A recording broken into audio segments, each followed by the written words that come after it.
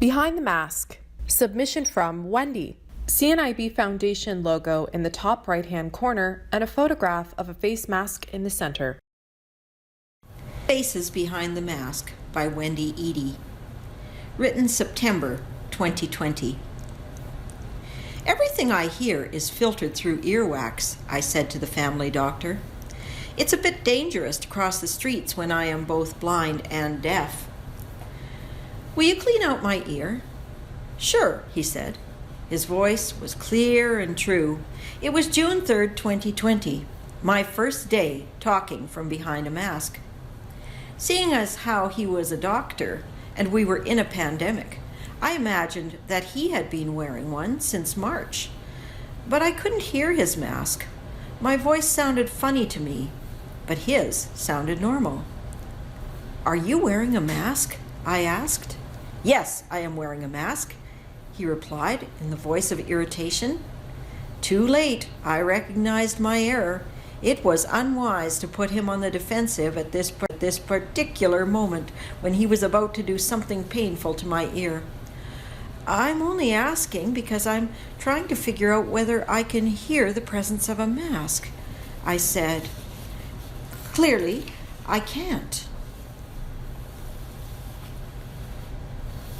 I believe you are wearing a mask. Honest, I do.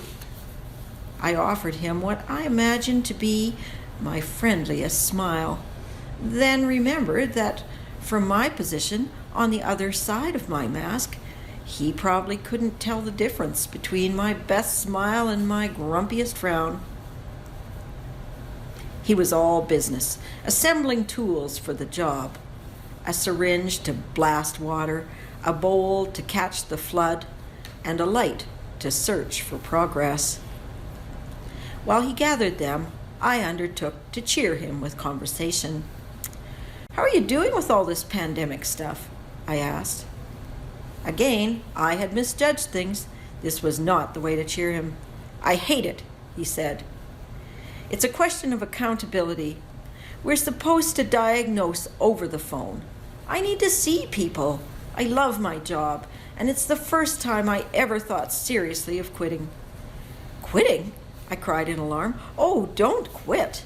I need a doctor who will clean my ear whenever I ask. He handed me the flood-catching bowl and checked the temperature of the water in the syringe. Then he said those dreaded words, "I'm going to blast you right now." With that, he aimed a jet that would have made a fire hydrant proud. Water entered, exited, and poured down like Niagara Falls.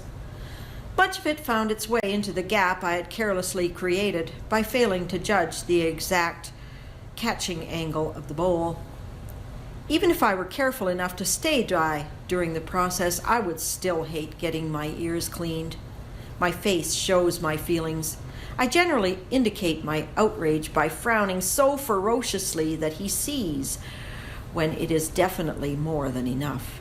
But this time, without my face to guide him, he stopped just before the moment when I would have shouted, "Enough already!" How did you know it was time to stop blasting? I asked. Don't you usually judge it by the agony on my face? Yes, I do, but I didn't need your face. I could see the tension in your shoulder. Handing me a towel, he picked up his little light for a look. I knew he had succeeded because my hearing was already significantly improved. It was oddly gratifying to observe that a sighted person could discern my needs without the benefit of the expression on my face. I was born with so little vision that faces were indistinguishable to me. My face showed what I felt, and that was that. I never gave it much thought until people started wanting me to smile for the camera. Dutifully, I would arrange my face in what I believed to be my most beguiling grin, only to disappoint them. "Smile," they'd beg. Eventually, they'd give up and take the picture. All done, they'd say, and then, "Why are you smiling now after I've put down the camera? I needed that smile a minute ago." Sometime after my 60th birthday, I gave up the impossible task of trying to please photographers. People would say, "Smile." "Make me," I'd retort. Presented with that challenge, they would try to make me. They would tell a good joke or recall a pleasant memory. At last, I had learned something about smiling. It was easier for others to draw a smile out of me than it was for me to try to arrange a smile for one of them. This was a win-win situation.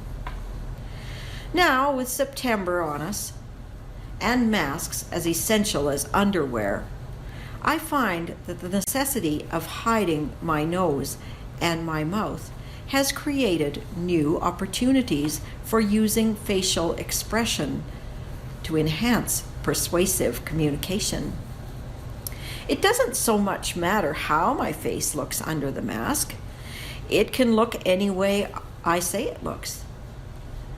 Who can argue when I say I am smiling? There are times when the mask actually gives me the upper hand. I hear people the way I always did, but they don't hear me the way they always did because they used to hear me by watching my face. This, in theory, gives them a hearing impairment and me the chance to compensate. I tell them things I want them to hear. If their response to my words doesn't satisfy me, I get a second chance to deepen their understanding by telling them what they might have seen in my face. Say, for example, that I am displeased and the person causing the displeasure has failed to grasp the full extent of it. From behind my mask, I can simply say, "I am frowning, now glaring, now really glaring. I'm about to stick out my tongue at you." That's a no-fail method of communicating through facial expression. After all, a person who cannot arrange a smile on demand might possibly have similar difficulty manufacturing a glare. But who's to know, watching as they are from the other side of a mask?